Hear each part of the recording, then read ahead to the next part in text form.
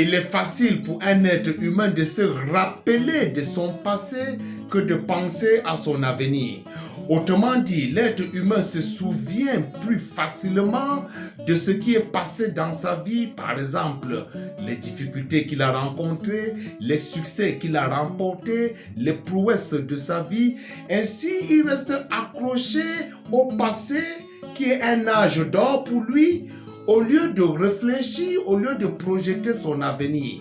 Dans une certaine mesure, l'avenir fait peur à l'être humain. Parce que l'avenir, c'est un domaine que nous ne maîtrisons pas. L'avenir est incertain. L'avenir est inconnu. À cause de cela, nous manifestons un peu de la peur pour l'avenir. Or, la parole de Dieu nous invite plutôt à espérer en l'avenir. La parole de Dieu nous promet de bonnes choses. La parole de Dieu nous promet le succès, la prospérité, la réussite dans l'avenir. Dans Jérémie chapitre 29, verset 11, il est écrit ceci. Car je connais les projets que j'ai formés sur vous, projets de paix et non de malheur, afin de vous donner un avenir et de l'espérance.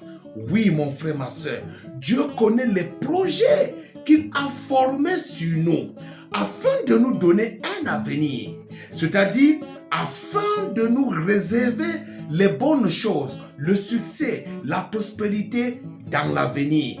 Car Dieu ne veut pas notre malheur, mais plutôt notre bonheur. C'est pourquoi il précise, les projets qu'il forme sur nous, ce sont des projets de paix.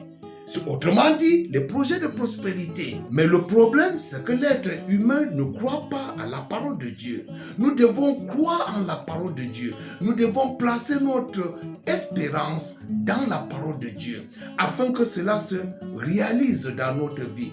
Et par ailleurs, dans les Proverbes, chapitre 23, verset 18, il est écrit « Car il y a un avenir et ton espérance ne pourra pas être brisée. » Oui, Dieu nous préserve un avenir et notre espérance ne pourra pas être brisée, c'est-à-dire ne sera pas détruite. Notre espérance va continuer parce que c'est Dieu qui a fait cette promesse. Mon frère, ma soeur, il suffit de croire, de placer ta confiance en Dieu. Lorsque Dieu a appelé Abraham de quitter sa patrie, de quitter ses parents pour se rendre dans un pays inconnu, Abraham a placé sa confiance en Dieu. Abraham a cru en Dieu et il s'est jeté dans cette aventure. Il est allé vers un pays inconnu et Dieu a réalisé sa promesse dans la vie d'Abraham. C'est pourquoi Abraham était béni. Il est devenu le père de la nation, le père de la foi. Mon frère, ma soeur, n'ayons pas peur de l'avenir. Mettons notre confiance en Dieu.